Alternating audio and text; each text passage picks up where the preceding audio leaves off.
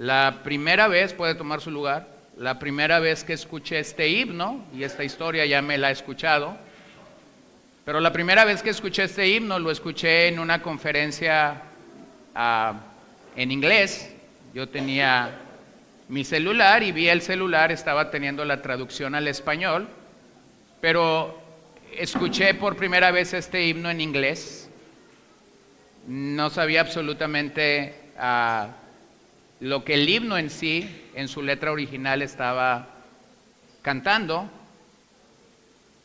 pero comencé a llorar y sabía que el himno estaba cargado de Cristo, porque la palabra Cristo estaba una y otra vez. Cuando la mujer que estaba cantando este himno dio su testimonio, entonces pude saber que sí, por un lado era la letra del himno, pero por otro lado era el espíritu y el fervor con el que esa mujer estaba cantando el himno. Esta era una hermana que cuando termina de cantar el himno da su testimonio. Es una enfermera en un hospital, en uno de los hospitales principales en el área de Los Ángeles, y es una enfermera de terapia intensiva. Y entonces ella dice que ella es el último predicador que muchas personas van a tener en su vida. Dice, a mí me toca entrar o quedarme con estas personas moribundas cuando están al punto de la muerte. Y cuando están al punto de la muerte, entonces sé que ese es mi momento para cantar, dame a Cristo. Cuando escuché la explicación, me pareció entonces que su canto era angelical. No nada más porque tiene una voz magnífica o excelente, sino porque detrás de esa voz está una persona cargada del Señor y cargada de la esencia del Evangelio. Entonces voy a regresar a el sentido de la semana pasada. Estamos hablando de ser saludables espiritualmente y de hecho estamos revisando 10 preguntas que mi profesor, el doctor Don Whitney, ha hecho para hacer una revisión de nuestra salud espiritual. Y hemos considerado las primeras 2 preguntas: ¿cómo está tu sed por Dios? Y si estás siendo gobernado por la palabra de Dios. Y hemos dicho que Ageo nos llama a considerar bien los caminos por los que estamos transitando. Mencioné también a Malaquías la semana pasada. Malaquías es un profeta al final de la historia del Antiguo Testamento. Y hemos leído de Malaquías capítulo 1 esta mañana mientras Marcos leía el capítulo 1. Hay un mensaje de Malaquías, o el libro completo tiene un mensaje, y ese mensaje es: volveos a mí. El Señor de alguna manera está llamando nuestra atención. Lo hizo en el día de Malaquías, lo hace en nuestros días, porque siempre el hombre tiene que ser confrontado con esa realidad. Con el paso de los años en Cristo podemos acostumbrarnos a muchas cosas y dejar de ver claramente que todos tenemos una necesidad del Señor. Entonces simplemente escucha lo que Malaquías 3:7 dice: desde los días de sus padres se han apartado de mis estatutos y no los han guardado. Vuelvan a mí y yo volveré a ustedes, dice el Señor de los ejércitos. Pero dicen, ¿cómo hemos de volver? Entonces vean que el énfasis de Malaquías es el pueblo, la grey de Dios, tiene que volverse de todo corazón, y entonces el Señor se va a volver a ellos. Bueno, algunos han dicho, ¿y Dios no pudiera volverse a nosotros sin que nosotros nos tengamos que volver a Él? Bueno, ese es el problema de nuestro corazón. Nuestro corazón parece ser que se acostumbra a ir lo más lejos posible del Señor. Nuestro corazón parece ser que tiene una facilidad con alejarse del Señor como posiblemente ninguna otra cosa. De tal forma que eso nos permite entender la pecaminosidad. El corazón del ser humano sin la gracia de Dios está acostumbrado a ir lo más lejos posible del Señor. Nunca lo más cerca posible, siempre lo más lejos posible. Pero entonces yo creo que una de las cosas que más beneficio va a traer a nuestra alma es entender el cuidado que nosotros debemos tener por nuestra propia alma.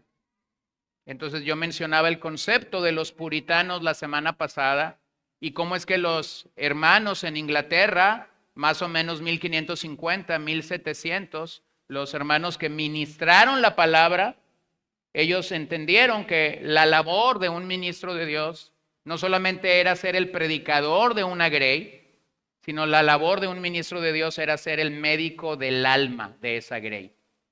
El médico del alma, entonces, como veíamos la semana pasada, tiene que ver con una función similar a la que el médico en nuestros días tiene. No es el médico el que va a venir a tu casa cuando tú estás enfermo, porque si el médico no sabe que tú estás enfermo, nunca va a venir a tu casa. Regularmente es la persona enferma yendo a visitar a un médico o a un especialista. Y cuando una persona que está enferma no sabe a dónde ir, bueno, entonces empezamos con el internista. El internista pide una batería de estudios y mientras el internista ve esa batería de estudios, entonces te va a decir, tú necesitas un cardiólogo, tú necesitas un neurólogo, tú necesitas, no sé, un nefrólogo y él te va a derivar, es lo que va a hacer. Pero entonces estás seguro que el médico te está enviando a donde tienes que ir. Y eso es lo que regularmente sucede cuando pensamos en enfermedades de nuestro cuerpo. Pero eso no sucede cuando pensamos en nuestra alma. Porque la verdad o la realidad, tristemente, la verdad o la realidad para ti y para mí, es que no sabemos cómo cuidar del alma. No sabemos cómo cuidar o salvaguardar lo que Dios realmente ha estado haciendo en nuestras vidas. Entonces, dije la semana pasada que iba a seguir estas 10 preguntas en 3 mensajes. Vamos a ir ahora de la pregunta 3 a la 6 y vamos a seguir cuestionando nuestras almas. Esto es, como lo dije, esto es como un chequeo general. Si después de ese chequeo general usted necesita acudir al especialista, entonces vaya a donde tenga que ir. Es lo que quiero que usted pueda entender. Si a raíz de estas preguntas usted entiende que hay algo anómalo en su vida, en su caminar espiritual, en su alma, entonces, hermano, no avance más. Deténgase y vaya con el doctor, deténgase y vaya con el especialista para entonces poder ayudarlo de una mejor manera. Pregunta número 3, vamos a ir al punto. ¿Estás creciendo en tu amor por otros? ¿Cuándo fue la última vez que te preguntaste si tú estás creciendo en tu amor por otros? Bueno, Juan 13, 34, 35, una palabra de Jesús. Y el tenor de Juan 13 es el aposento alto. Jesús ha llegado a este lugar donde celebrará la última cena con sus apóstoles antes de morir por nosotros. El escenario de Juan 13, o lo primero que sucede en Juan 13, es que Jesús toma una vasija y una toalla, comienza a lavar los pies de sus apóstoles, una costumbre muy judía, una costumbre muy cultural, algo que sucedía en la casa de cualquier persona cuando visitantes venían a su casa. Lo primero que se hacía no era ofrecer agua, no era ofrecer café, no era dar una botana, no, lo primero que se hacía era lavar los pies del visitante. Entonces Jesús toma la función del dueño de la casa, lava los pies de sus discípulos. Usted recordará que Pedro se resiste a ello, pero Jesús le dice, si no te lavo los pies, tú no tienes parte conmigo en el reino. Pedro, que se ve como un aborazado en ese pasaje, le dice, pues báñame, ¿no? No solamente lávame los pies. Pero cuando el relato termina, entonces lo que el Evangelio dice es que Jesús les refiere ejemplo os he dado. El ejemplo de servicio de Jesús es máximo entonces. Vean el verso 34, un mandamiento nuevo les doy. Diga conmigo, ¿cuál es ese mandamiento? Que se amen los unos a los otros. Que como yo los he amado, así también se amen los unos a los otros. Verso 35. En esto conocerán todos que son mis discípulos, si se tienen amor los unos a los otros. Y todavía nuestra mente racionaliza el pasaje de Jesús y dice, bueno, pero en ese momento en el aposento alto no estaba la hermana X, para no mencionar un nombre. Allí cuando Jesús lavó los pies, no estaba el hermano fulano de tal, y por eso Jesús puede decir, ámense los unos a los otros, porque Jesús no lo amó, o porque Jesús no tuvo la experiencia de este hermano. ¿De verdad tú crees eso? ¿De verdad tú vas a confiar más en lo que tu mente pecadora piensa que lo que la palabra de Dios nos dice? Ámense los unos a los otros. Y ese amarse los unos a los otros significa, a pesar de nuestras personalidades, a pesar de nuestros caracteres, a pesar de nuestra humanidad, a pesar de todo lo que nos distingue,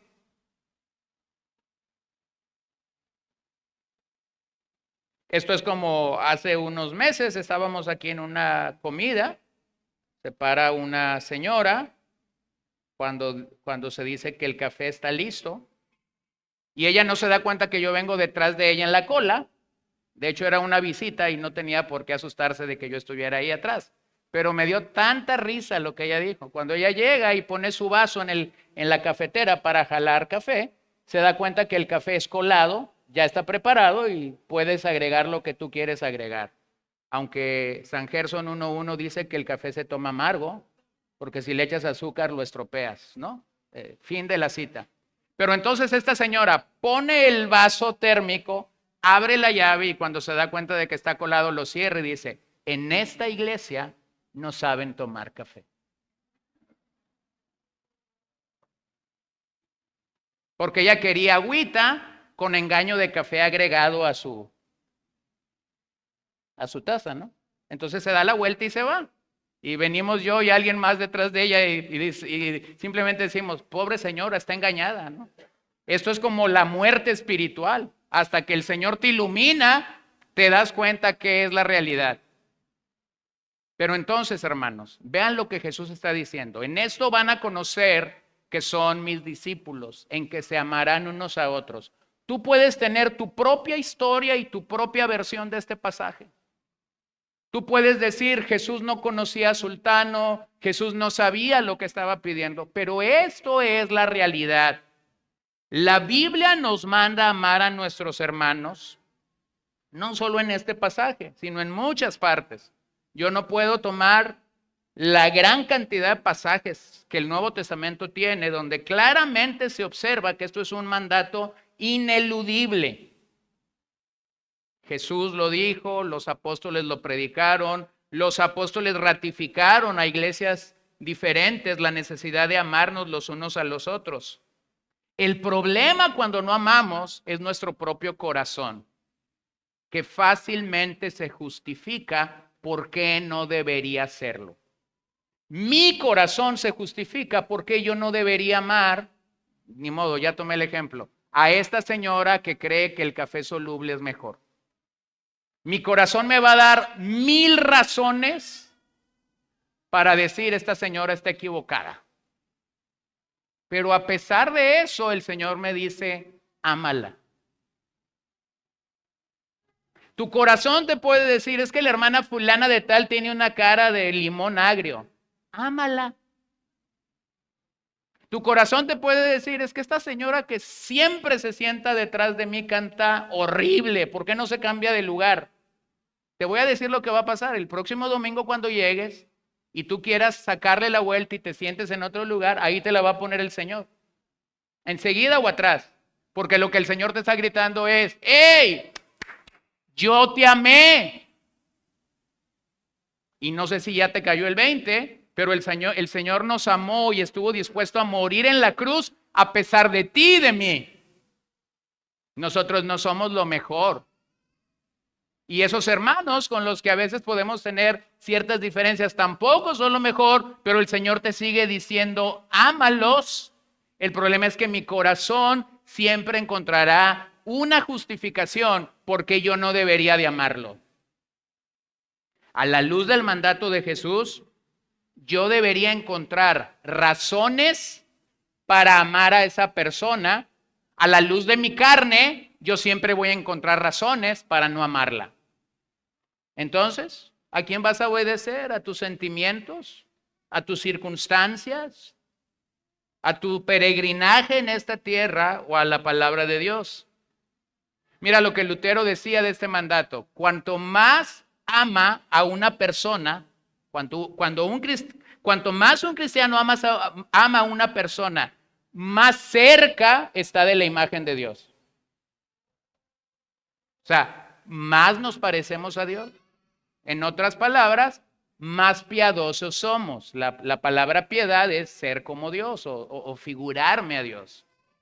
Mientras yo más amo a mis hermanos, más cerca estoy de ser como Dios. Pero encontré esta cita de este pastor escocés, Maurice Roberts. Escúchala con atención.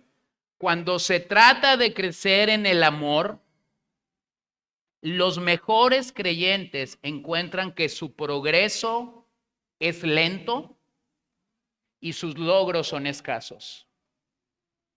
Cuando se trata de crecer en el amor, los mejores creyentes encuentran que su progreso es lento y sus logros son escasos. Entonces debemos de reconocer que hay una lucha en nuestro corazón en el tema del amor. Hay una lucha en nuestro corazón en si vamos a amar y vamos a obedecer el mandato del Señor a la altura de Dios. Pero en el Nuevo Testamento es claro que el amor es la insignia y el carácter de un cristiano maduro. Lo que distingue a un creyente maduro es que ha aprendido a amar a otros como Dios demanda.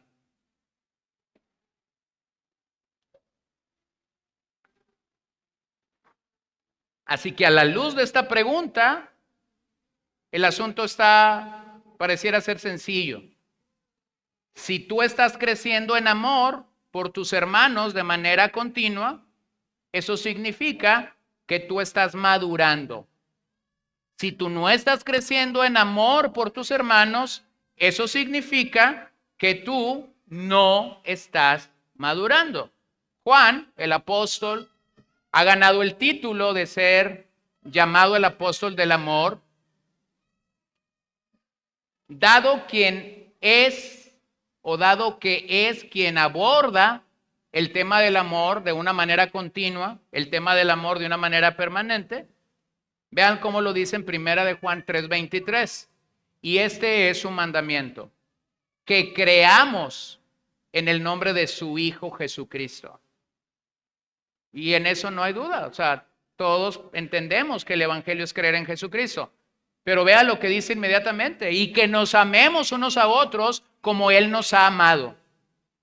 ¿Lo ven? De tal forma que en el evangelio no hay una posibilidad de decir, yo puedo creer en Jesucristo, yo puedo ser salvo y puedo mantenerme inmune en el tema del amor por otros creyentes. Vean cómo lo dice en el 4:21, y este mandamiento tenemos de Él, que el que ama a Dios, ame también, ¿a quién? A su hermano. Pero nuestro corazón siempre se va a justificar y va a decir cosas como esta, ¿no? El Señor me manda amar a mi hermano, pero ni a primo llega. ¿Sí, no? Si no puede decir amén, pues por lo menos diga ay, ay, ay. Pero esa es una realidad. O sea, mi corazón está buscando siempre una excusa para decir, no huele a salvo, no ha nacido de nuevo, así que no llega a ser mi hermano, es un primo, y el Señor entonces va a disculparme o va a entender que yo no debo de amarle como Él lo demanda. Así que podemos llegar al punto de creer y de crecer en otras realidades de la vida cristiana. a veces crecemos en servicio, a veces crecemos en ciertas disciplinas espirituales. Y vamos postergando el hecho de que el Señor nos llama a crecer en amor. Entonces, si no estamos amando como Dios nos manda a amar, no podemos pensar que estamos creciendo espiritualmente. Porque la realidad es que si no estás creciendo en amor, entonces estás autoengañándote a ti mismo. Mira, 1 Corintios 13, los primeros versos. Este es el capítulo del amor que Pablo escribe entre 1 Corintios 12 y 14. Y este es un pasaje que la mayoría de nosotros encontramos en las bodas. Cuando a alguien se le ocurre casarse, este es el pasaje más famoso para colocar en una invitación de bodas. Nosotros los predicadores usamos este pasaje para casar a un montón de gente. Pero la realidad de ese pasaje es otra, porque Pablo no está hablando del matrimonio. Pablo está hablando de las relaciones en la iglesia cristiana. 1 Corintios 12, Pablo está hablando de que somos el cuerpo de Cristo. Ese cuerpo de Cristo tiene muchas funciones. Algunos son manos, uñas, oídos, cerilla, aunque no queramos. O sea, está hablando de todo el organismo.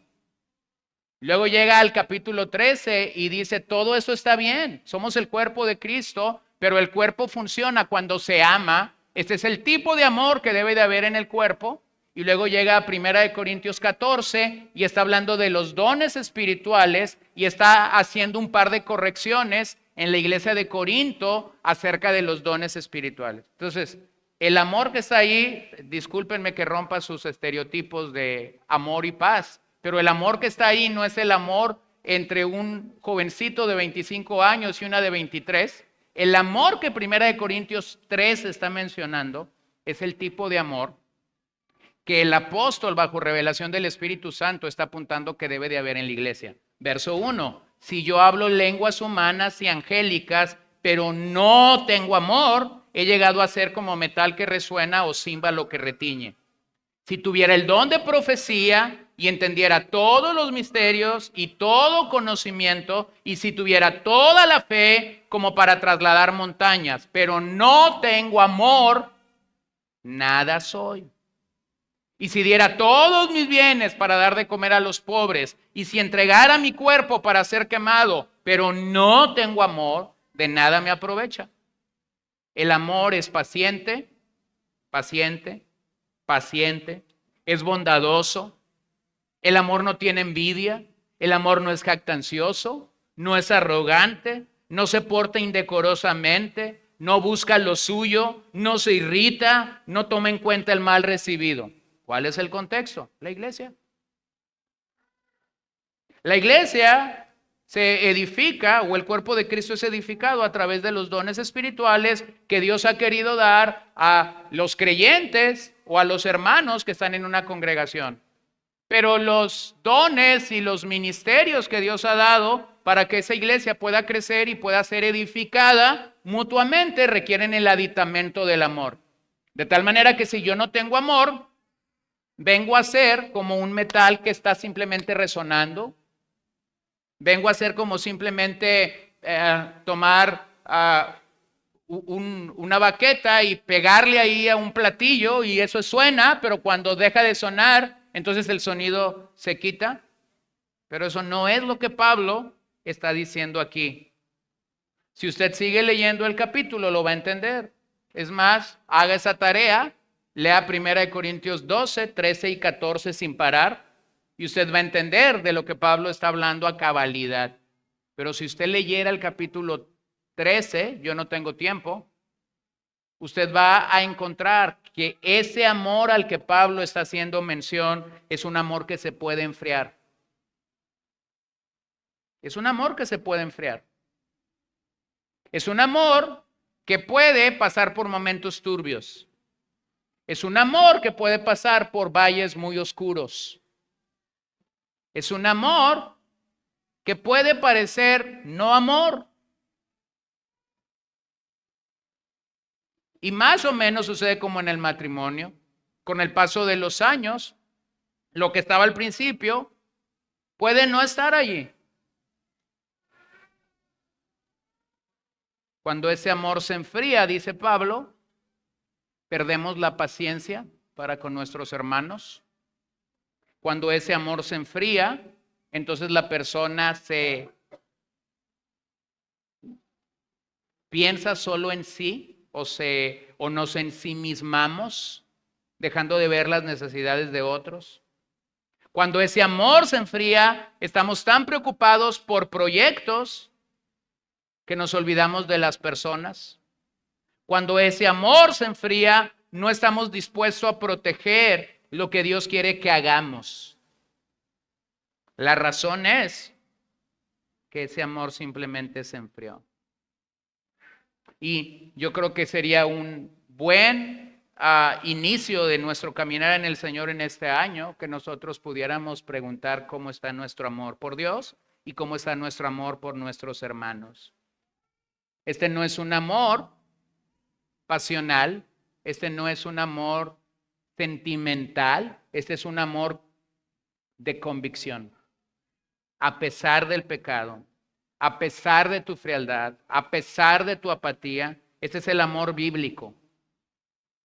El amor bíblico está dispuesto entonces a enfrentar lo que haya que enfrentar por la salud del cuerpo y por la gloria de Dios. El amor que es entendido no por los sentimientos, sino por la gloria de Dios, está dispuesto a salvaguardar la salud del cuerpo de Cristo y a salvaguardar la gloria de Dios. Ese cuadro nosotros lo tenemos mostrado claramente en Mateo 18 y en 1 Corintios 15, cuando se nos llama a la iglesia a ejercer disciplina. Se nos presenta el plan de disciplina de parte del Señor para su grey, lo cual no es otra cosa sino una manifestación visible del verdadero amor bíblico que confronta. Entonces, hermanos, una de las cosas por las que nosotros muchas veces no amamos bíblicamente es porque nuestra manera de amar humanamente no está acostumbrado a confrontar pecados. Y el amor bíblico te llama a confrontar pecados. Mira, usted puede decir lo que quiera de Juan el Bautista. Juan el Bautista era este predicador un tanto diferente, pero Juan el Bautista era un hombre de amor. ¿Me ayudan a recordar cuál era el mensaje de Juan el Bautista cuando él predicaba? Arrepentíos, el reino de los cielos se ha acercado. Ese mismo mensaje no era de manufactura juanina, ese es el mismo mensaje con el que Jesús proclamó el evangelio y él dijo arrepentíos porque el reino de los cielos se ha acercado. Es el mismo mensaje de Pedro en el día de Pentecostés. Arrepiéntanse, vengan a Cristo y sean bautizados. Ese es el mensaje de todos los apóstoles, de tal manera que usted no puede decir que Juan el Bautista, Jesús, Pablo, Pedro, Juan, Santiago no amaban. Es todo lo contrario, porque amaban a la altura de Dios, es que confrontaban pecados. Entonces, ¿cómo nuestro corazón racionaliza esa alma? ¿Cómo nuestra alma racionaliza esta verdad de Dios? Vean cómo nuestra alma se descuida a cabalidad y no cuidamos de ella. Cuando una persona me confronta con un pecado o con algo que se ve mal en mi vida y que pudiera llegar a más si yo no cuido de ello, lo que mi corazón hace, en lugar de decir a ese hermano, hermano querido, gracias porque me estás mostrando tu amor. ¿Qué hace tu corazón?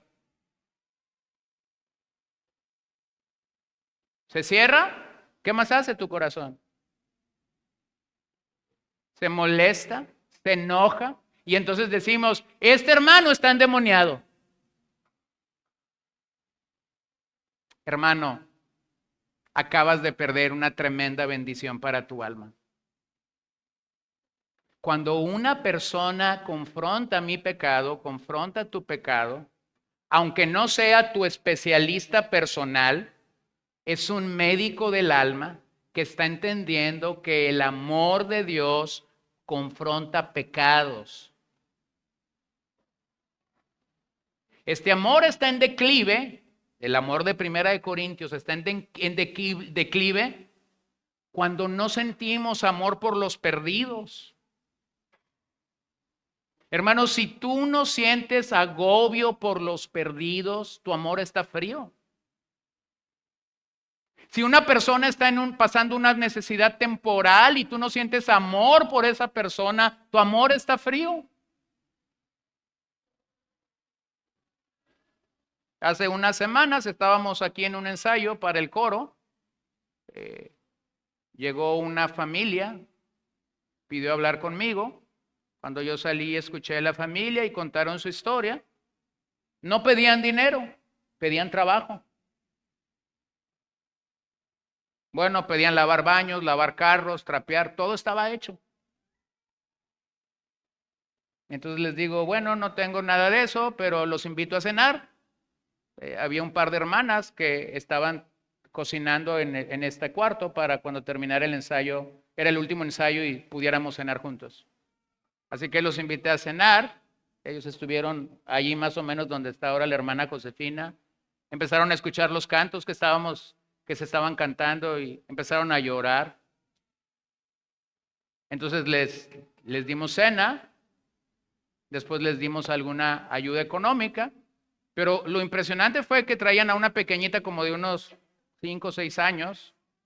Yo vengo con una de estas cajitas de regalo y le digo, no me lo estás pidiendo ni me lo pidieron tus papás, pero yo quiero darte esto, porque esto, aunque no va a aligerar tu carga completa, siento regalarlo.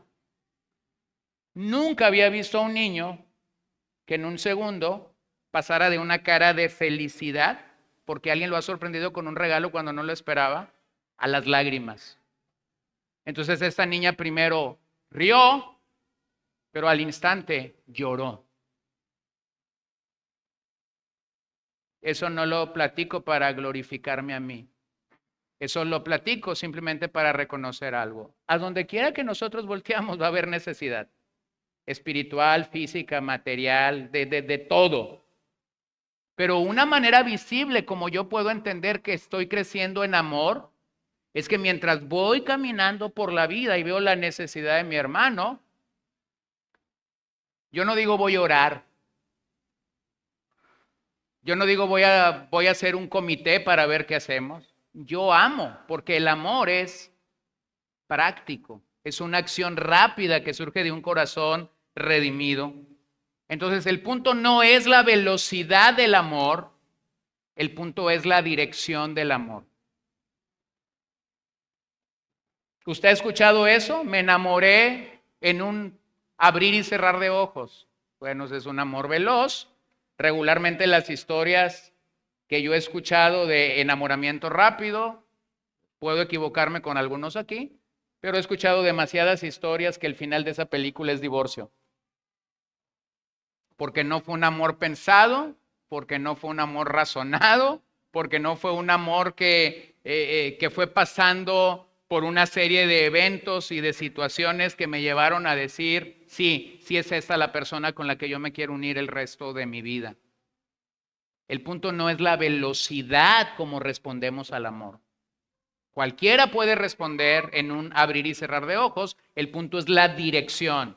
Y lo que Jesús está diciendo es, ama a tu hermano. Ahí está un lugar a donde direccionar tu amor. Así que el amor bíblico no es aquel que te dice, te amo si tú me amas. El amor bíblico es aquel que está dispuesto a amar a pesar de que tú no recibas amor. De hecho, es fácil amar a quienes nos aman.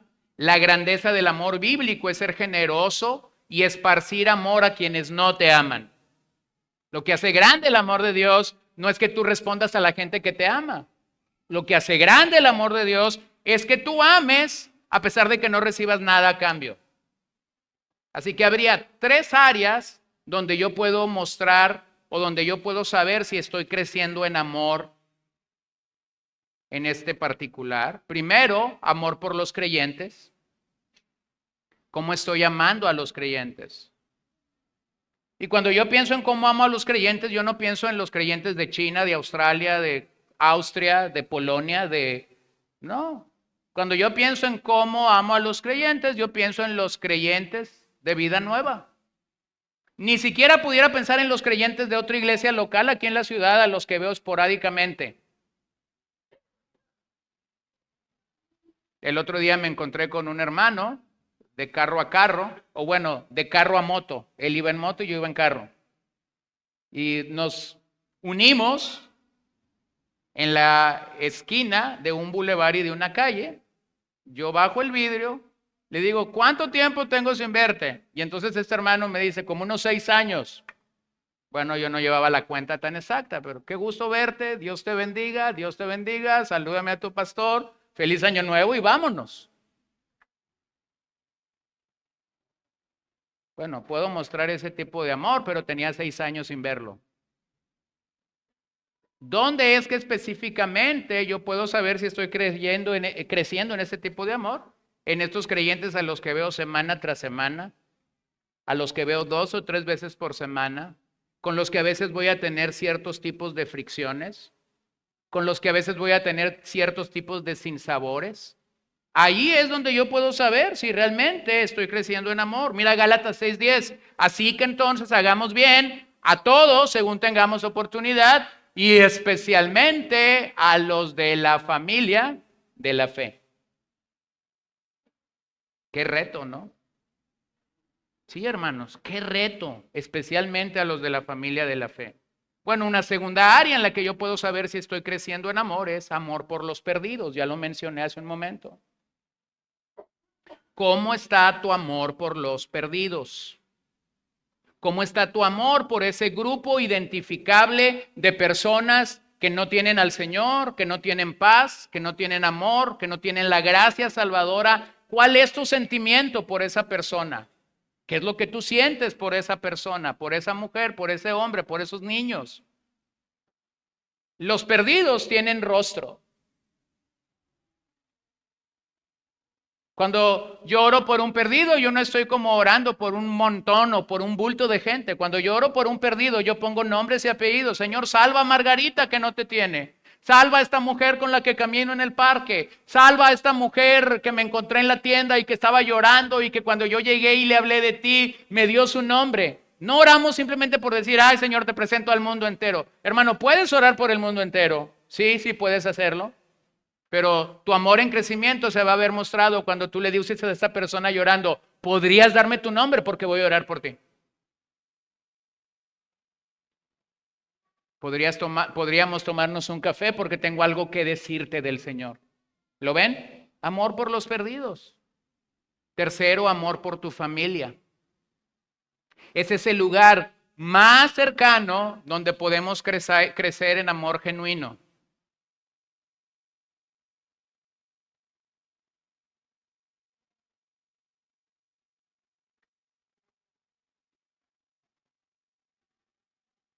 Tu familia, sí, tu familia. Tu esposo con el que a veces hay ciertas luchas porque llegó peleado por alguna situación de su trabajo. La señora que tiene una visita mensual y sus pensamientos y sus gritos son más fuertes en ciertos días del mes. Los hijos a los que les has dicho 1000 veces levanta el plato y el vaso, pero parece ser que le has dicho todo lo contrario 1000 veces. No lo hagas. ¿Puedes crecer en amor? Bueno, hace unos meses escuchábamos a un predicador ahí en Monterrey y él estaba diciendo que estaba orando por su yerno. Su yerno es el padre de 4 hijas y tiene una esposa, así que vive con 5 mujeres. Dice, yo estoy orando por él, que el Señor le dé mucha paciencia, porque parece ser que cuando mis nietas crezcan y también reciban el periodo mensual, él va a tener batallas campales en su casa. Estoy pidiéndole al Señor que le dé mucha paciencia a mi yerno para que él no salga corriendo. La familia. Es ese punto en el que nuestro amor va a ser probado, en el que nuestro amor bíblico realmente va a ser confrontado. Entonces, mi hermano, ¿cómo estás amando a los creyentes? ¿Cómo estás amando a los perdidos? ¿Y cómo estás amando a tu familia? ¿Cómo cultivo ese amor? Simplemente déjeme doy dos ideas para ir a la cuarta pregunta. Toma la iniciativa de amar aun cuando no tengas expectativas firmes. Ama. Toma la iniciativa de amar sin esperar nada a cambio. Lo saludé, pero no me dijo nada. Ámalo. Si el otro no te dijo nada, es problema del otro, no es problema tuyo. Tú ya amaste. ¿Lo ven? No esperes nada a cambio. Porque el Señor no te dice ama para que tengas este fruto. El Señor te dice ama como un mandamiento. Y la segunda idea que yo tendría es, deja que tu iniciativa de imitar a Dios sea suficiente. ¿Por qué yo debería de amar? Porque yo quiero ser más como Dios, porque esto Dios me lo está mandando, sin importar la respuesta que tú tendrás o que tú obtendrás de tu acto de amor.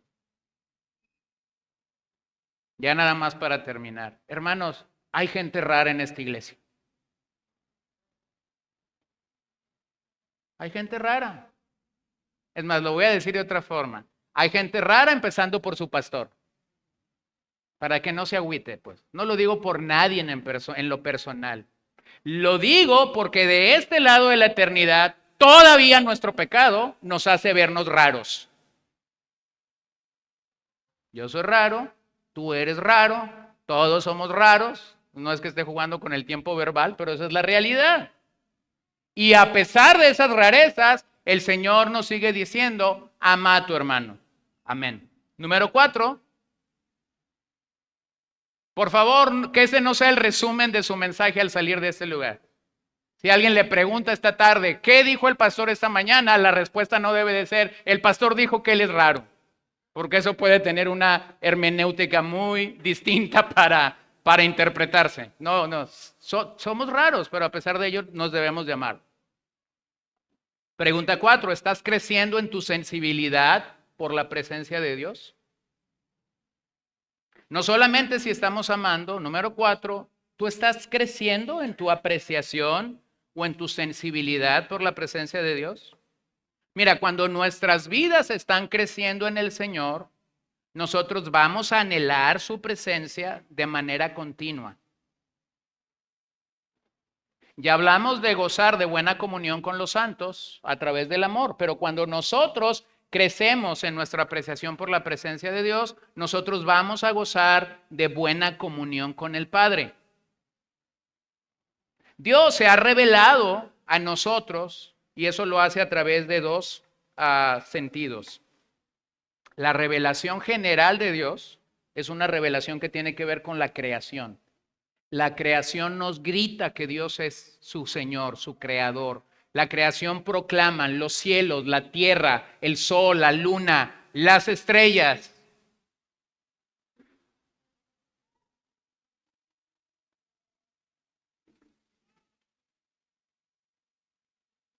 Proclaman la revelación de Dios, pero hay una forma más específica como Dios se revela a nosotros, y esa forma más específica como Dios se revela a nosotros es por medio de su palabra. Entonces, cuando una persona está observando la revelación general de Dios y luego va a la palabra, logra entender. Una estrella me puede gritar cosas como quién es su creador, pero la palabra de Dios está aquí más cerquita de mí, la tengo como a unos 15 centímetros o 20 de mis ojos y me está diciendo quién es Dios. Y esa es la manera como yo comienzo a traducir lo que la presencia de Dios es o lo que la presencia de Dios hace para nosotros. De hecho, la presencia de Dios no debe ser una experiencia ocasional, la presencia de Dios debe ser una constante en nuestras vidas. Nosotros deberíamos de ver la presencia de Dios como una constante en nuestras vidas. Llegamos aquí porque Cristo se nos ha revelado, llegamos aquí porque Cristo ahora está en nosotros, como dice Pablo en Colosenses, y Él es la esperanza de gloria para nuestras vidas. Entonces ese Cristo que es la esperanza de gloria no es un ente que está fuera de mí. Ese Cristo que es la esperanza de gloria no es un Dios al que yo tengo que acudir, subirme a una montaña, ponerme algo en la cabeza ponerme nopales en mis rodillas e ir de rodillas ante cierto lugar, porque ese Dios está ahora en mí, pero yo tengo que ser expectante de lo que su presencia es en mi vida. Entonces ese pueblo que ha confiado en la revelación de Dios es el pueblo de Dios que se goza en la palabra, una palabra que es encarnada y una palabra que está escrita. Nosotros realmente tenemos la palabra encarnada, este es Jesús. Juan capítulo 1. El logos, la palabra, el verbo, que era desde la eternidad, pero que ahora ha venido a la humanidad en la persona de Cristo. Y luego tenemos la palabra escrita, la Biblia, para tener su presencia. Entonces, mi hermano, a veces como médico del alma, a mí me han dicho, es que yo no siento la presencia de Dios. No, está bien fácil. Lee la Biblia. Y si has nacido de nuevo, entonces el verbo que fue encarnado y la palabra de Dios es suficiente para que experimente la presencia de Dios. No, y hay cada secreto, hay cada receta, ¿no? Está el que dice, no, mira, yo apagué la luz, prendí no sé qué, me puse la lámpara de no sé qué, me puse ahí en mi cosa que tengo en la mesa aceite de esto y de lo otro. Bueno, lo que tú hiciste fue crear un ambiente, pero tú puedes tener todos los inciensos que quieras, toda la luz que quieras o toda la poca luz que quieras y no tener la presencia del Señor.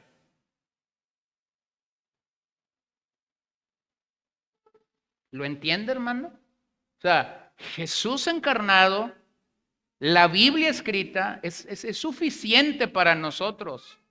La Biblia se manifiesta a nosotros, por lo que cada vez que la leemos o la escuchamos, la percepción de la presencia de Dios está siendo mediada para nosotros.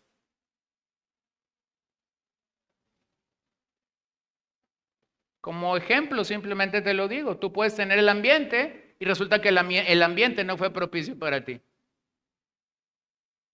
El otro día usé uno de estos aparatitos que emana vapor, lo tengo ahí en mi escritorio. Usted sabe que sufro de ciertas alergias y a veces en temporadas del año yo agarro alguno de estos aceites, agrego agua y eso es un vaporizador. Entonces hice una chamanería el otro día, usé 2, 3 cosas que no uso, se lo puse ahí y yo estaba leyendo la Biblia, pero empecé a toser. Aquello que yo puse ahí me empezó a dar, en vez de alivianar mis alergias, me comenzó a dar una rasquera aquí. Y yo le decía a mi esposa, ¿qué está pasando? Hay una rasquera y yo siento esto y tú no lo sientes. Y mi esposa me dice, ¿qué le echaste? Le echaste algo que te está provocando eso. Bueno, alguien que fuera místico podría decir, wow, qué ambiente tan maravilloso. Sí, pero usted no le dio la cosa que a mí me dio aquí. ¿Lo ves? Mira, hermano, sucedió con Moisés. Moisés ha salido de Egipto, es el libertador de la nación de Egipto, pero Moisés ha ido a buscar la presencia de Dios a la montaña. Y mientras él está buscando la presencia de Dios en la montaña, resulta que al pueblo pecador se le ocurre hacer un ídolo. ¿Se acuerdan de eso, no? Y está ahí el becerro de oro. Luego cuando Moisés llega con el médico del alma que había dejado para Israel, se llama Aarón, le dice a ese médico del alma, ¿qué hiciste? Y ese pobre médico del alma le dice, yo no hice nada. La gente trajo el oro, lo echamos así en un asunto y salió el becerro de oro. Porque cuando queremos justificar algo, vamos a tener las cosas para justificarlas. Entonces, Moisés está en una encrucijada, ora a Dios, habla a Dios, Dios dice qué hacer. Toda una tribu se levanta a favor de la gloria de Dios en ese lugar. Y luego el Señor le dice a Moisés, voy a enviar un ángel para que te acompañe. Escucha la respuesta. Ahora pues, si he hallado gracia ante tus ojos, te ruego que me hagas conocer tus caminos para que yo te conozca y halle gracia ante tus ojos. Considera también que esta nación es tu pueblo. Ya le ha dicho que va a enviar un ángel, pero ahora le dice el Señor, mi presencia irá contigo y yo te daré descanso.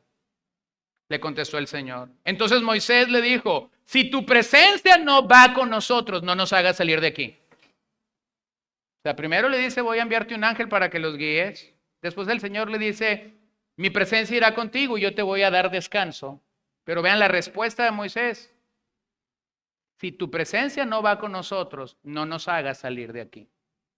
O sea, Moisés estaba tan consciente de lo que era la presencia de Dios, que él decía, no me atrevería a dar un paso después de lo que el pueblo ha hecho y de la manera como te he ofendido, si yo no estoy seguro que tu presencia me acompaña. ¿Qué aprendemos de este relato?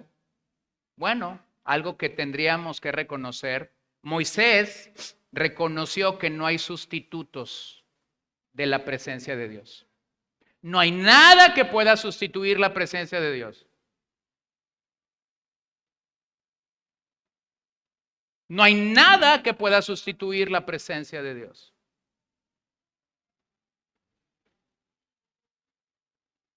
A veces por azares del destino, tengo que estar en congregaciones, o a veces hasta tengo que predicar en congregaciones que tienen un ambiente medio raro, ¿no?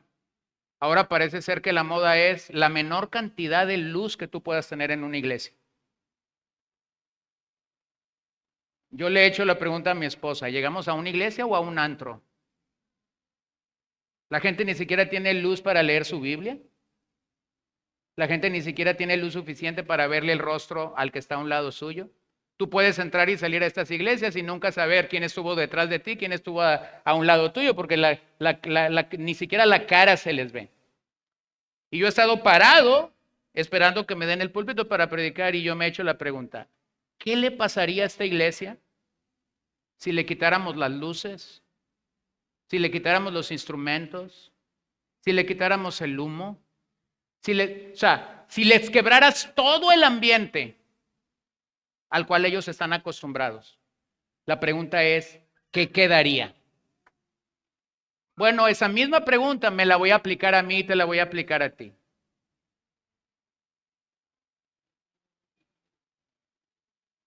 Si a ti te quitaran al hermano que puede llegar a ser como tu mejor amigo dentro de la iglesia, ¿todavía te quedaría la presencia de Dios?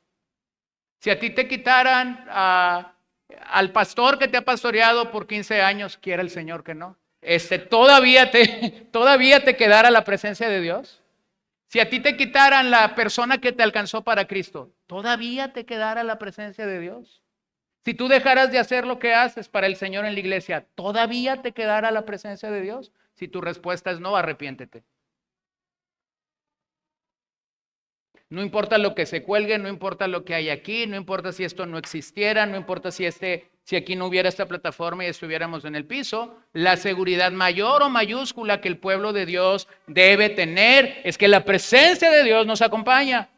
Tú puedes tener el montón de cosas que yo ya he mencionado o dibujar lo que yo ya he mencionado, pero si tú no tienes la presencia del Señor, tú deberías de estar preocupado.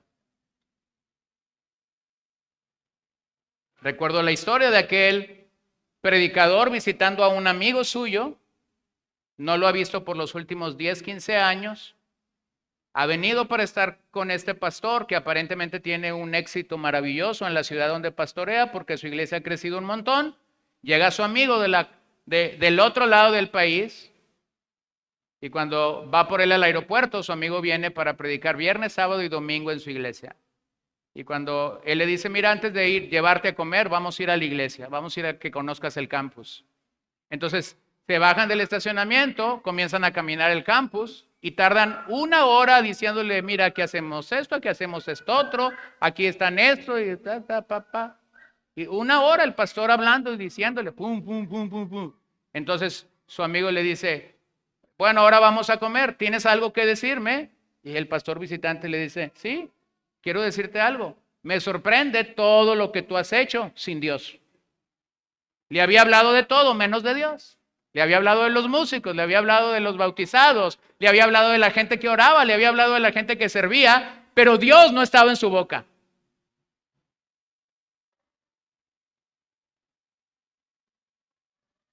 La presencia de Dios. ¿Estás consciente de la presencia de Dios en tu vida? Las personas de nuestros días se distinguen por querer una mejor posición, querer más posesiones, querer una relación con Dios que se reduce a mera religión, servir al Señor que luego se convierte simplemente en legalismo, venir a adorar juntos al Señor que luego se convierte en una obligación y no en un deleite. Y se nos puede olvidar que es nuestro deleite y nuestro privilegio adorar al Señor, adorar su presencia. ¿Cómo discierno la presencia de Dios? Te ayudo rápidamente en esto. Número 1, la presencia de Dios es universal. En otras palabras, Él es omnipresente. Significa que Dios está en todo lugar, por lo tanto, no hay un lugar donde Dios no esté. ¿Estás consciente de eso? No hay un solo lugar donde tú y yo estemos que Dios no esté. Jeremías 23:24. ¿Podría alguien esconderse en escondites de modo que yo no lo vea? Declara el Señor. ¿No lleno yo los cielos y la tierra? Declara el Señor. ¿Lo ves? Su presencia es universal. Está con nosotros ahorita.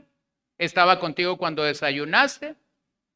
Estaba contigo cuando dormías. ¿Has leído el Salmo 121? El Señor no duerme. Vela por ti, por mí. Su presencia está allí. Pastor, es que a veces tengo insomnio. Y yo también.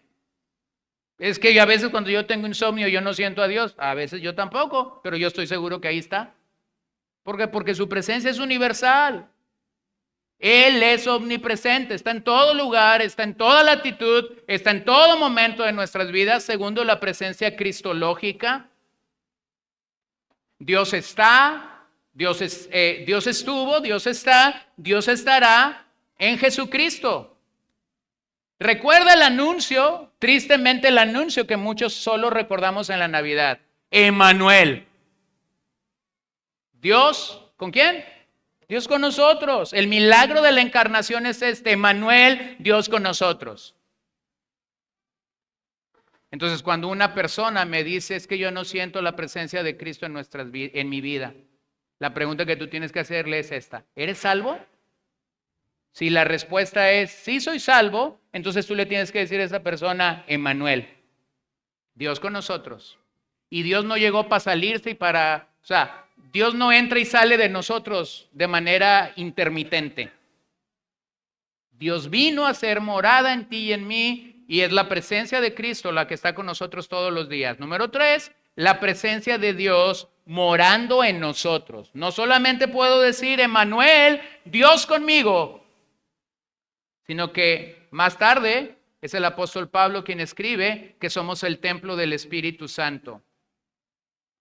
Entonces no solo tienes la realidad de la omnipresencia de Dios, la realidad del Cristo encarnado que ha venido a tu vida, sino que ahora tienes la presencia de Dios por medio de su Espíritu Santo habitando en ti y en mí de manera continua. Número 4, la presencia perceptible de Dios.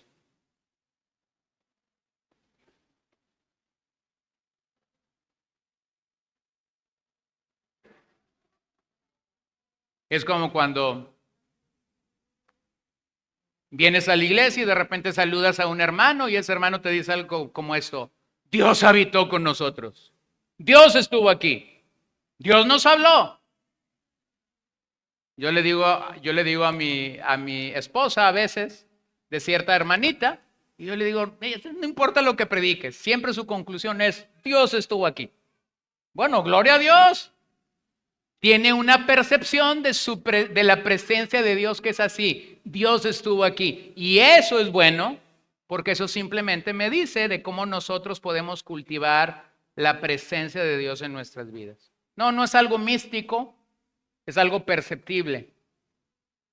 Es algo perceptible. Cuando yo amo la presencia de Dios, cuando yo busco la presencia de Dios, yo voy a estar muy sensible a lo que otros hacen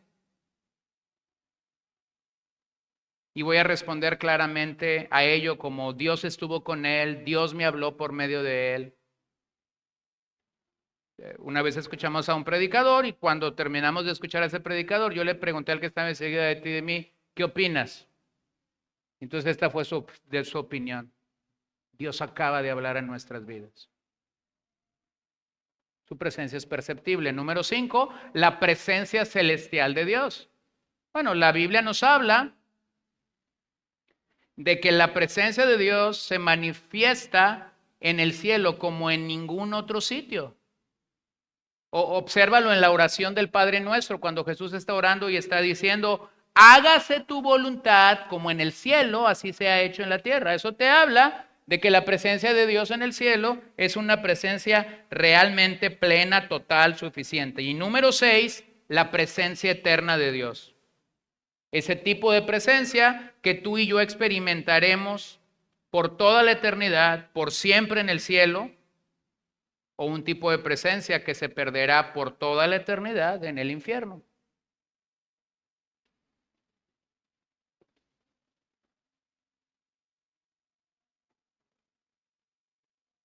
Sin embargo, en algunos momentos vamos a creer que la presencia de Dios se ha alejado de nosotros.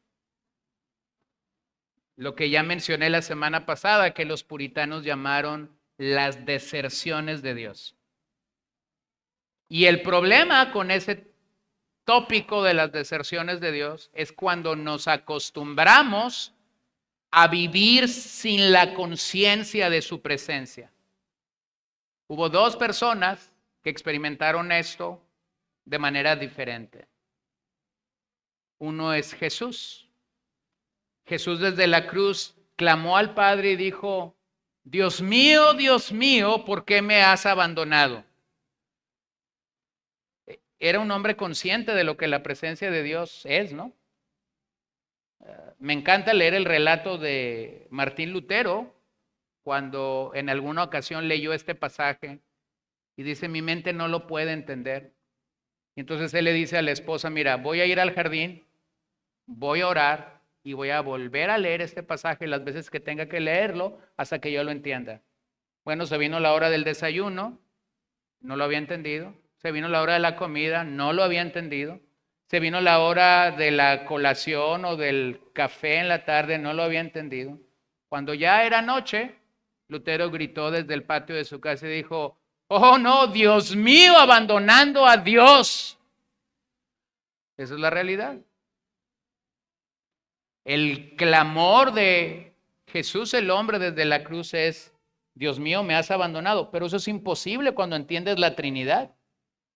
Es imposible que Jesús siendo Dios diga que Dios lo ha abandonado. Es imposible. No puedes separar, no puedes cortar la Trinidad y decir, bueno, se quedó el Hijo aquí, pero se fue el Padre y se fue el Espíritu Santo. Entonces, ¿qué es lo que eso te dice?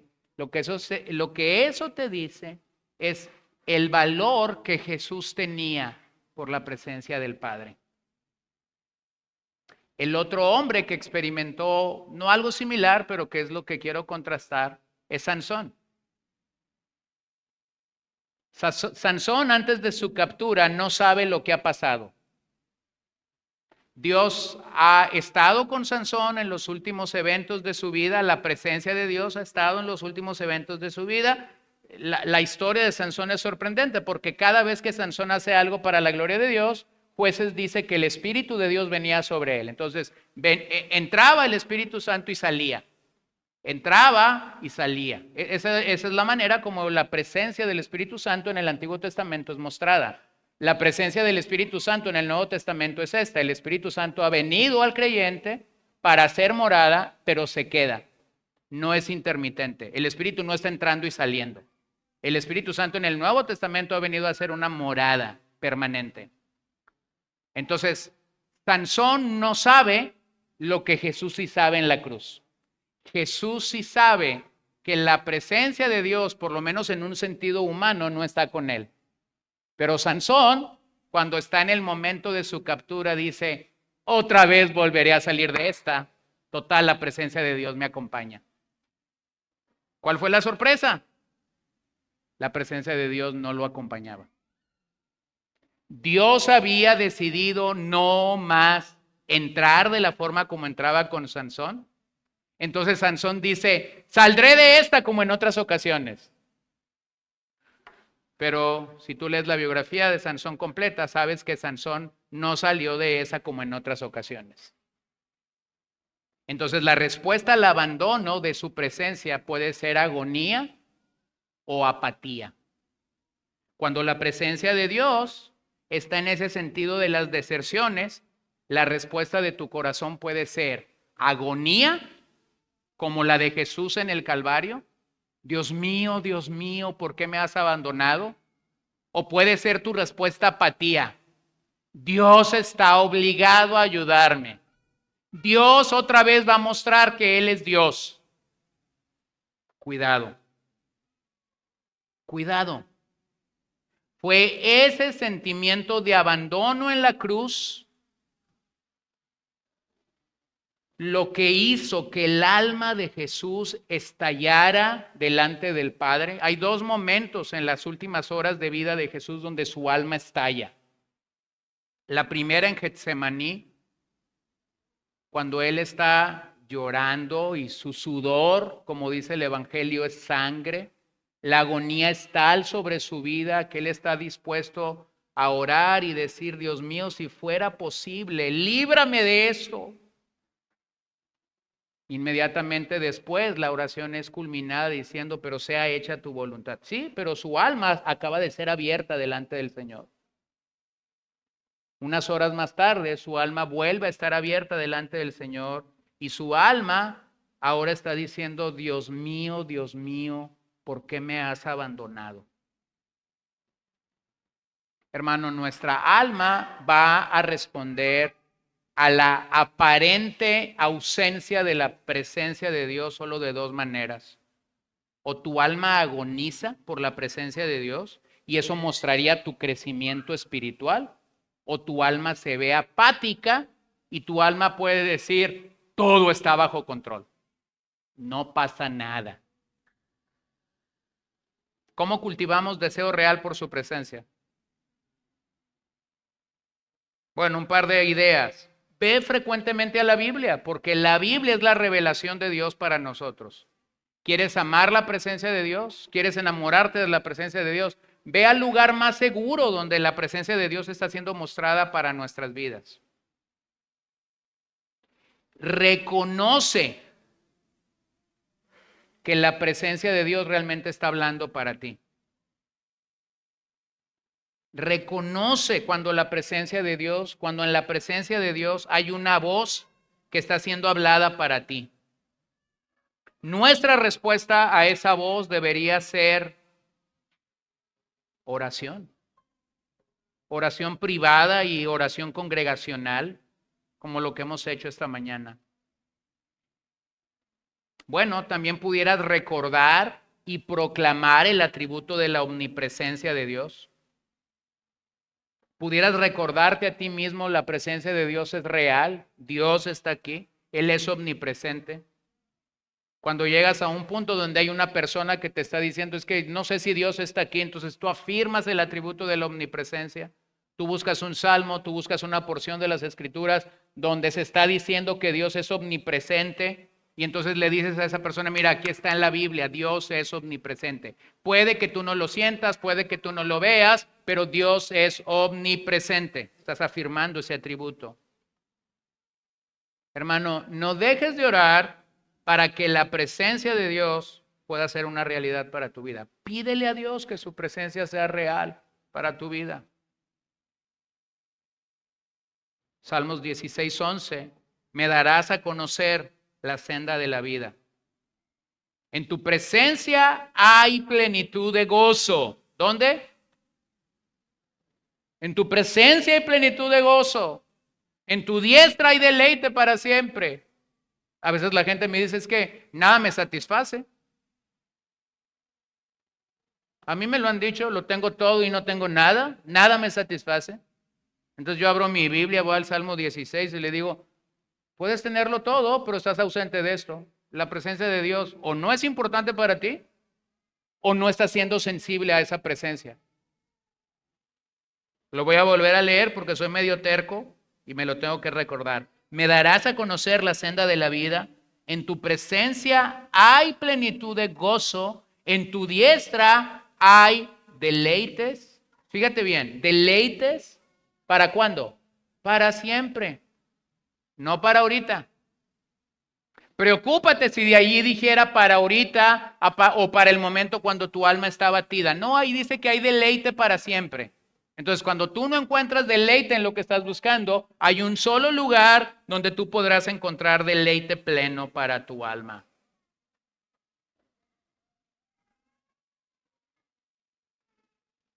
Y voy a ir a la última pregunta que voy a tocar esta mañana. Quería alcanzar 4, pero solo voy a alcanzar 3. Y está bien, no hay problema. Número 5. ¿Te preocupan las necesidades espirituales y temporales de otros?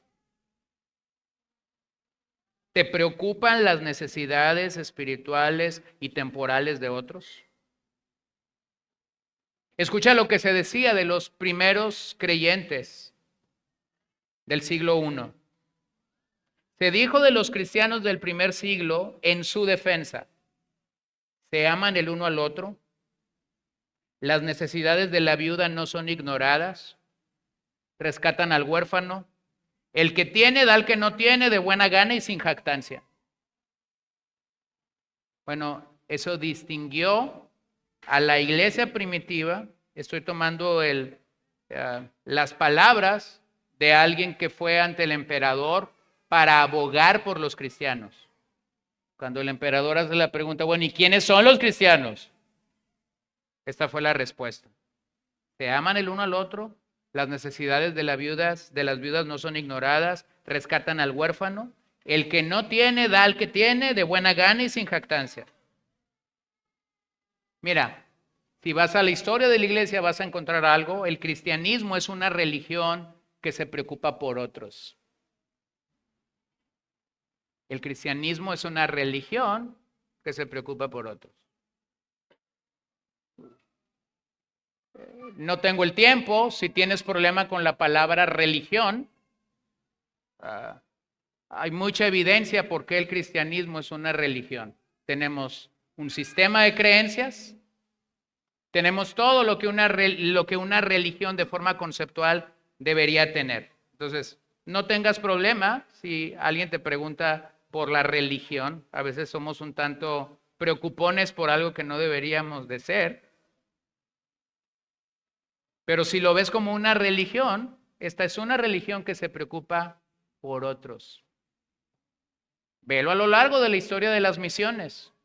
Hospitales que los cristianos fundaron, universidades que los cristianos fundaron, asilos que los cristianos fundaron, orfanatos que los cristianos fundaron, organizaciones que los cristianos fundaron. Las 3 universidades más prestigiadas e importantes de los Estados Unidos, que el día de hoy se levantaron, solamente tendrías que googlear y conocer la historia de esas 3 universidades. Todas fueron fundadas con el fin de glorificar a Dios. Harvard, Yale, ahí se me fue la tercera, pero las 3 más importantes. Hoy la cuna de ateos. Pero fueron fundadas con el fin de glorificar a Cristo. ¿No me crees que eso fue así? Bueno, te voy a decir un dato más. La primer carrera que esas 3 universidades ofrecieron no fue arquitectura, no fue medicina, no fue leyes, no fue contaduría. La primer carrera que esas 3 universidades ofrecieron fue licenciado en teología. Los puritanos querían que en los Estados Unidos hubiera lugares donde se preparara a los próximos ministros que llevaran el evangelio a toda una nación. ¿Puedes creer eso? Que estas 3 universidades hayan tenido esa cuna de decir, bueno, ¿y por qué van a estar aquí? Bueno, el fin era glorificar a Cristo en todo lo que hacían. Las personas que han nacido de nuevo se distinguen por su disposición para ayudar a otros, y eso puede tener 2 tenores. La ayuda puede ser espiritual o la ayuda puede ser necesidades temporales. ¿De dónde nosotros aprendemos esto? De Jesús. ¿Qué hizo Jesús mientras Él estuvo aquí en la tierra? Sanó cuerpos, predicó el Evangelio. Bueno, vamos a ir a la Biblia solamente para leer eso y pasar rápidamente por aquí. Hechos 4, 33, 34. Con gran poder los apóstoles daban testimonio de la resurrección del Señor Jesús, y había abundante gracia sobre todos ellos. No había pues ningún necesitado entre ellos, porque todos los que poseían tierras o casas las vendían, traían el precio de lo vendido. Predicaban por un lado el evangelio y estaban satisfaciendo las necesidades naturales por otros. Gálatas 2:10. Solo nos pidieron, esa es la conclusión de Pablo después del concilio de Jerusalén, solo nos pidieron que nos acordáramos de los pobres, y lo mismo que yo estaba también deseoso de hacer. Entonces vean cómo la Biblia nos dice, hay gente con necesidad espiritual a la que hay que predicarle el evangelio. Hay gente con necesidades materiales a las que hay que bendecirlos, y aquí está el problema. Los vamos a poder bendecir de forma temporal. La Biblia no te demanda una ayuda de forma permanente a los desvalidos, o por lo menos en una manera clara en lo que el Nuevo Testamento nos dice. ¿Cuál es el problema con esto? Nuestros desequilibrios. Nuestros desequilibrios. Algunos se cargan a la ayuda espiritual y otros se cargan a la ayuda temporal. Pero la Biblia nos presenta estas verdades como complementarias. Es decir, no deberíamos pelear nuestra ayuda espiritual con la ayuda material que nosotros podemos ofrecer. Entonces yo te animo a no ponerlas en competencia. No pongas en competencia. No creas ser más espiritual porque tu ayuda siempre es espiritual. No creas ser más espiritual porque siempre estás dispuesto a dar al pobre o al huérfano. Porque de hecho la Biblia no pone en competencia este tipo de ayuda. Este tipo de ayuda se complementa. Observa a Jesús, Marcos 6:34. Al desembarcar Jesús vio una gran multitud y tuvo compasión de ellos porque eran como ovejas sin pastor, y comenzó a enseñarles muchas cosas. Y cuando ya era muy tarde, sus discípulos se acercaron a él diciéndole, el lugar está desierto y ya es muy tarde. Despídelos para que vayan a los campos y aldeas de alrededor y se compren algo de comer. Verso 37. Denles ustedes de comer, les contestó Jesús. Y ellos dijeron, ¿quieres que vayamos y compremos 200 denarios de pan y los demos de comer?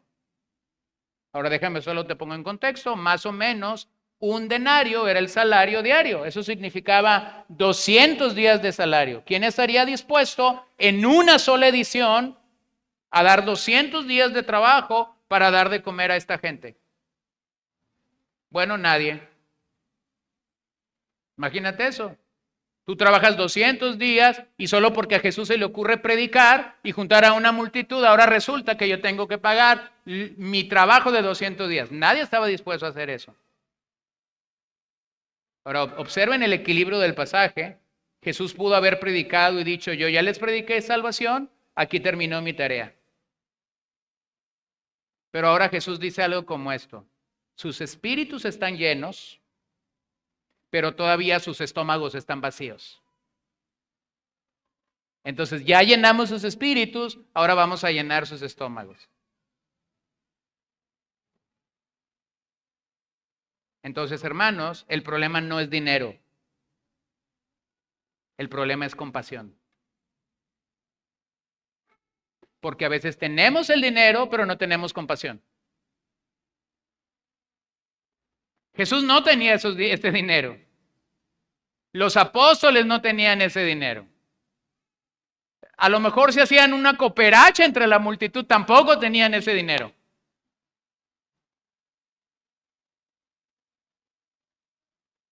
Es como cuando estás en una reunión y a alguien se le ocurrió la super idea de decir, hagamos una carne asada.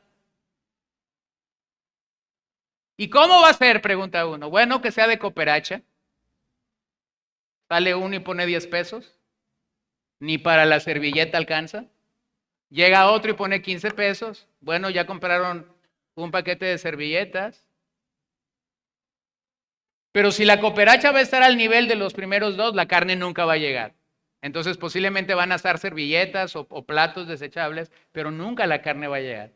Porque el problema no es dinero. El problema es compasión. Te lo voy a explicar muy sencillo. Cuando hay una necesidad y tú expones esa necesidad y dices, mira, hermanos, tenemos esta necesidad, hay que ayudar a tal persona y la gente no responde en compasión, pero ese que no responde en compasión, al día siguiente resulta que en sus redes sociales está una foto, está en un restaurante, se está comiendo un filete de este vuelo, de este grueso, y atrás ves el sitio en el que está comiendo.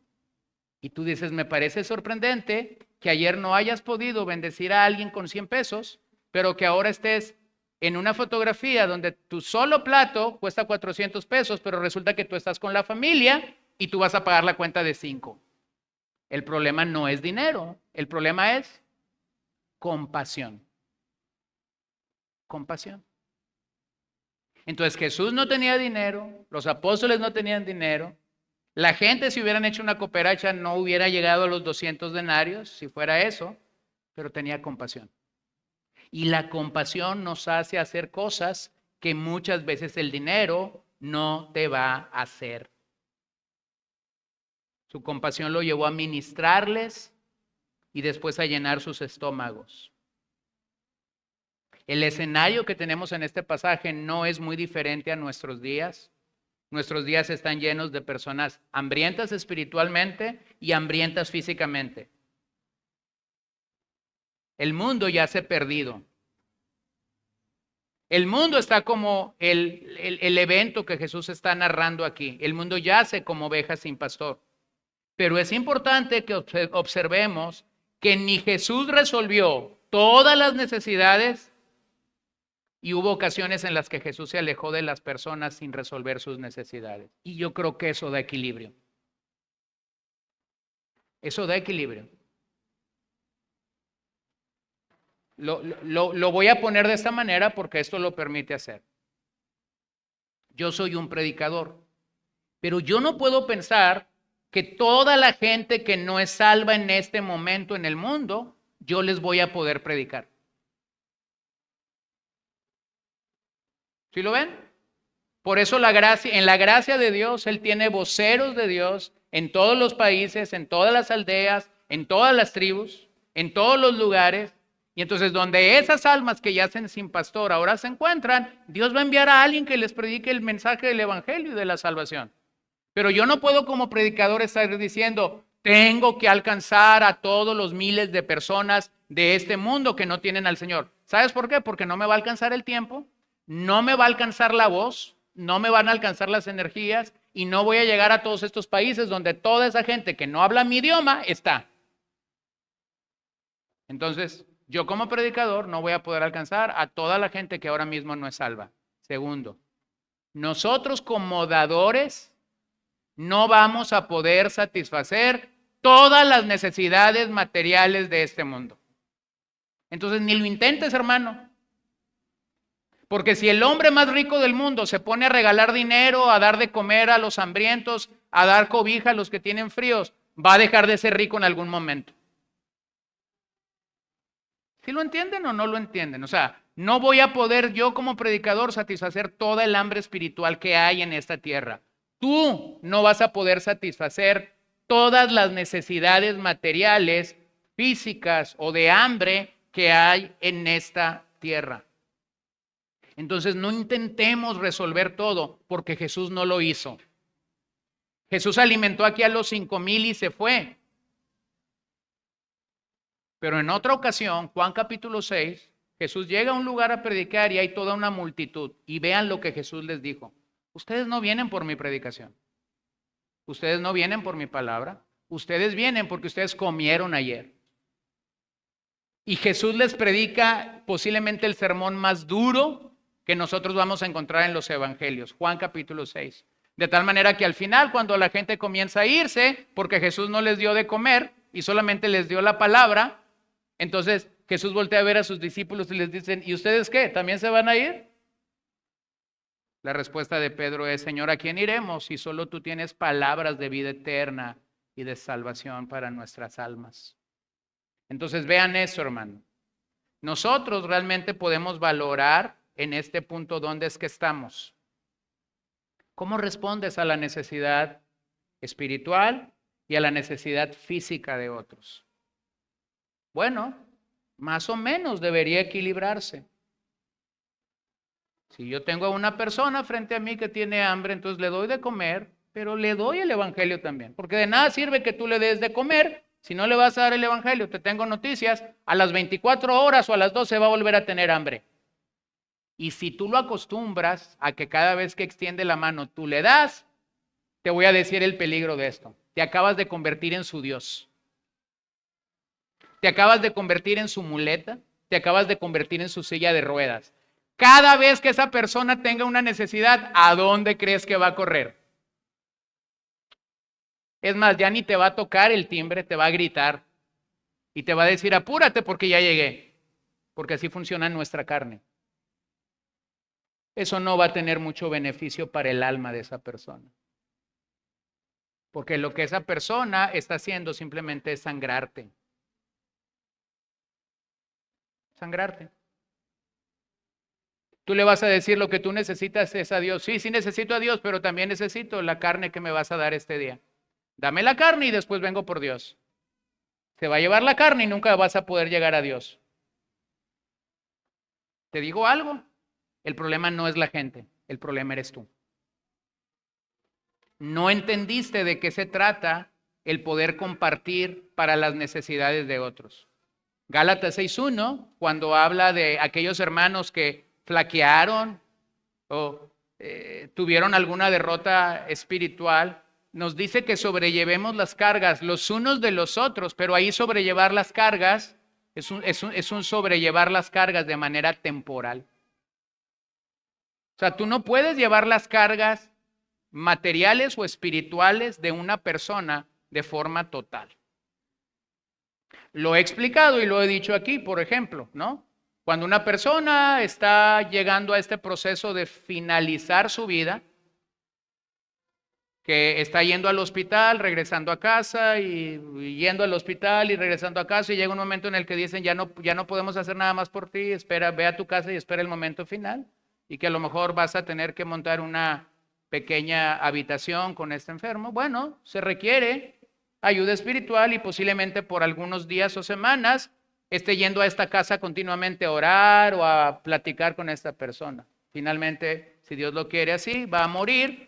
Vamos a tener un funeral, vamos a ir al funeral, vamos a predicar 1 o 2 veces en ese funeral, vamos a platicar con gente con la que no hemos platicado muchas veces, así pasan los funerales. Vas a tener la oportunidad de compartir la fe con otras personas ahí. Y a lo mejor vas a tener 1 o 2 visitas más a esa familia o a esa casa para orar y decir, hermanos, estamos pidiendo al Señor que te fortalezca. Pero cuando esa necesidad termina, posiblemente hay otra familia que ya necesita al médico del alma. Y yo tengo que cambiar de domicilio, yo tengo que cambiar de dirección porque hay alguien más al que necesitamos apoyar. ¿Lo ven? Lo mismo sucede en lo físico. Hermano, no vas a poder resolver las necesidades temporales o físicas de cuanta gente tú quisieras ayudar, porque el dinero se te va a acabar. Necesitamos tener equilibrio en este punto. No podemos dar lo que no tenemos. Y en lo espiritual sucede igual. Yo no puedo dar lo que no tengo, espiritualmente hablando. Entonces, como creyentes en crecimiento, debemos reconocer que no siempre llegamos a resolver todas las necesidades de otros, pero debemos ser sensibles a lo que Dios pone en nuestra mano para hacer según su voluntad. Así que finalmente, al ayudar de manera espiritual o material, siempre busca dar gloria a Dios. ¿Ayudaste a un huérfano? Da la gloria a Dios. ¿Ayudaste a una persona en alguna situación y esa persona va a estar agradecido contigo? Guíalo a Cristo, dile, mira, no se trata de mí, da gloria a Dios. Canaliza siempre la gloria a Dios. Da gracias a Dios por todo lo que Él te ha dado, por todo lo que Él nos ha dado. Entonces, ¿cómo puedo cultivar un deseo real por las necesidades de otros? 3 ayudas, simplemente. Acude al gran oftalmólogo para que tus ojos sean abiertos. Acude al Señor como el gran oftalmólogo que abre nuestra visión espiritual. ¿No estás viendo la necesidad de otros? Bueno, posiblemente no estás viendo la necesidad de otros porque tus ojos están cerrados para ver esas necesidades. No porque no las haya, pero tus ojos están posiblemente con algún problema y no estás viendo como Dios realmente quieres que veamos. Pide al Señor, abre mis ojos ante las necesidades espirituales y las necesidades físicas que hay alrededor de mí. Segundo, busca el dolor en cada corazón que Dios te permite tocar. Busca el dolor. Mira en tu colonia, mira en el lugar de trabajo, mira en la iglesia, mira en tu familia. Pregúntale al Señor, ¿hay alguna necesidad aquí que yo pueda resolver? Pídeselo al Señor.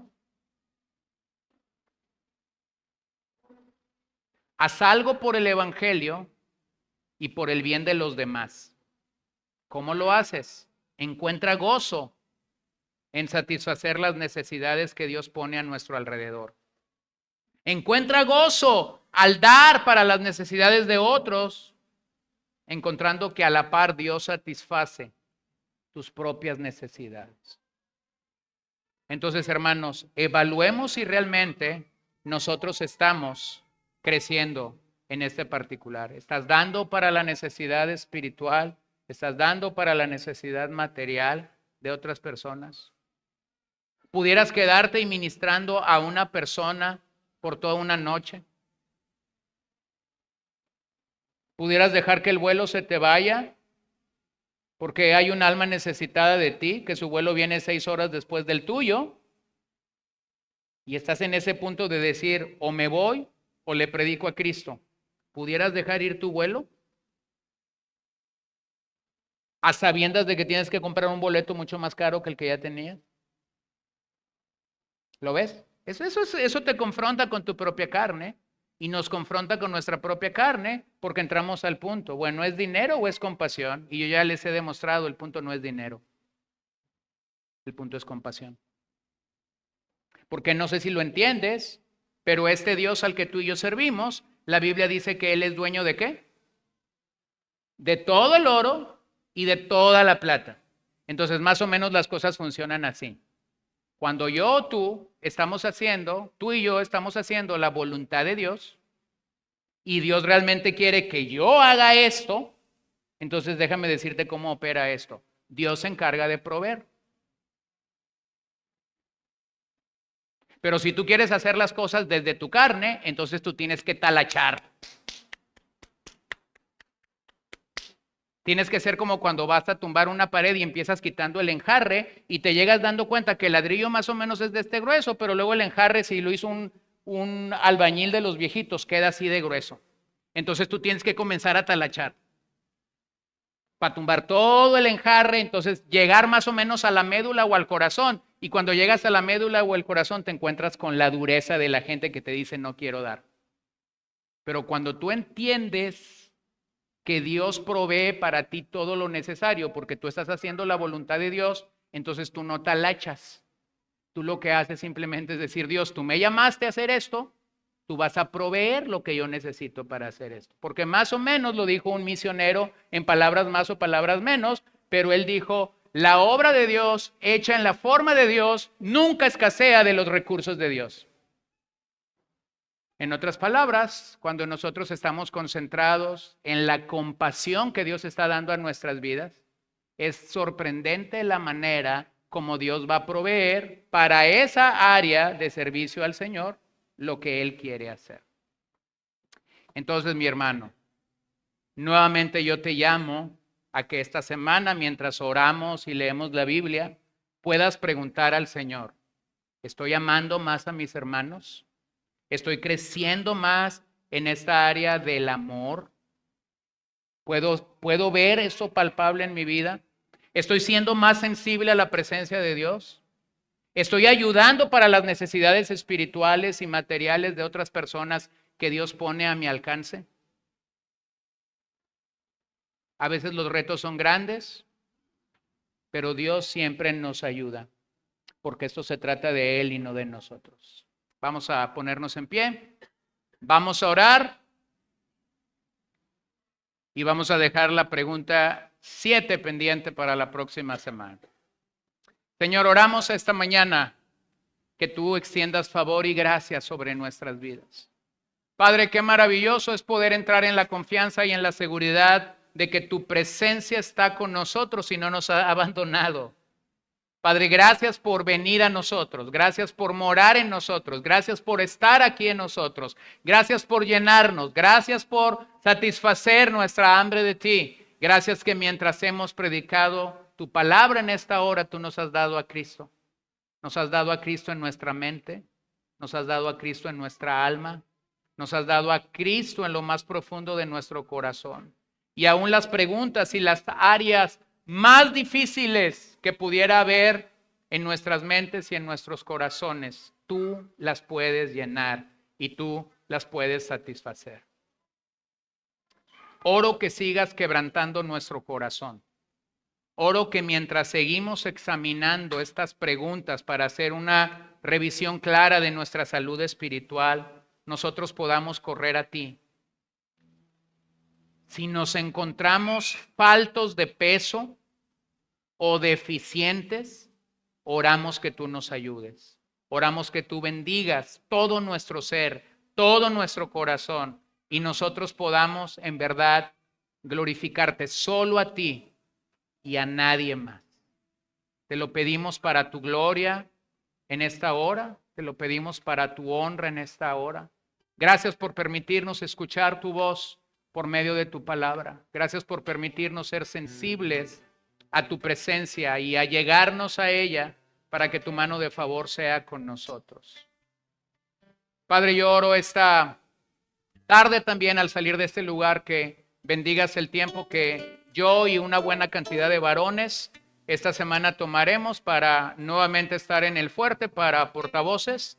Te pedimos, Señor, que el grupo de más o menos 20 hermanos o un poquito más que estamos acudiendo a esta conferencia, podamos ir y venir en paz, podamos ir y escuchar tu voz, podamos ir y ser sensibles a tu presencia y a lo que tú estarás hablando.